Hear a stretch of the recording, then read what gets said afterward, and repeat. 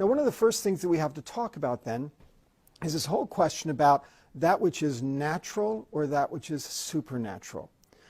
Obviously, when we have our theology that we bring to the world around us, we believe that God is active. He has been in the past.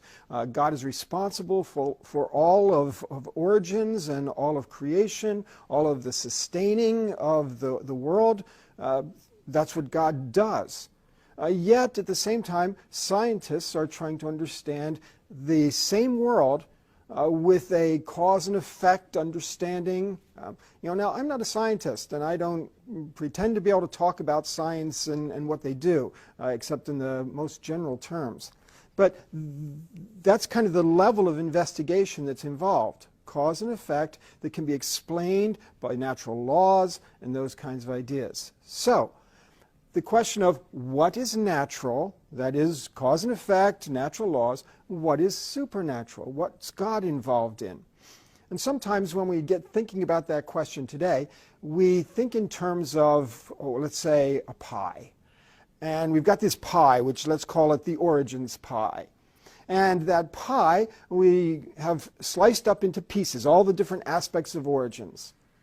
And we try to figure out, well, is that part something that God did, or is it something that has a natural explanation? And so we start labeling our pie pieces with the whipped cream, N for natural and S for supernatural. And the minute that we find out something has a natural explanation, we have to eat that whipped cream with the S and put an N on it, okay, because it's going to be differently understood. Well, the problem with that view is that the more we understand, the more science is able to explain, the smaller and smaller the supernatural part of the pie, until there are hardly any S's left on there.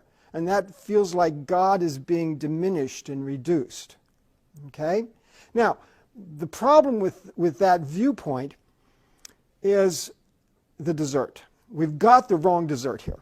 Now, what we really need to think about, instead of a pie that we're slicing up, to think about a cake, a layer cake, a birthday cake.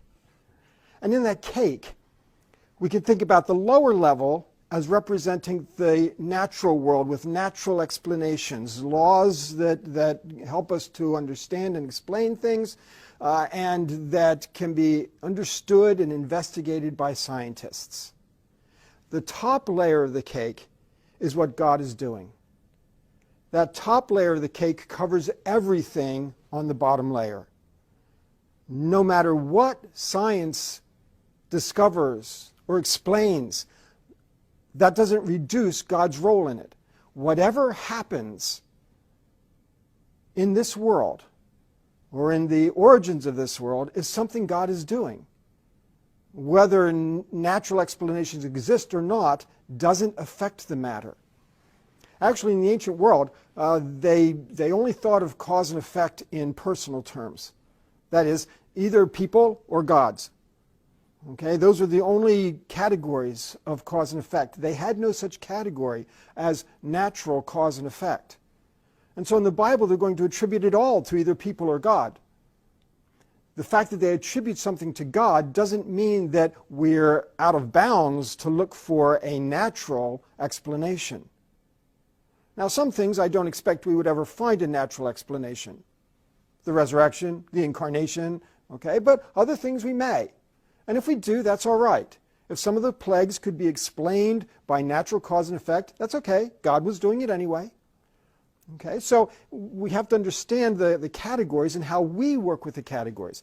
Think of the cake. Science can explore that bottom layer all they want, explain as much of the world as we understand the natural laws, the cause and effect, the mechanisms, whether it's origins or whether it's operations. They can explain everything as much as they would like to do, but that top layer is still over all of it.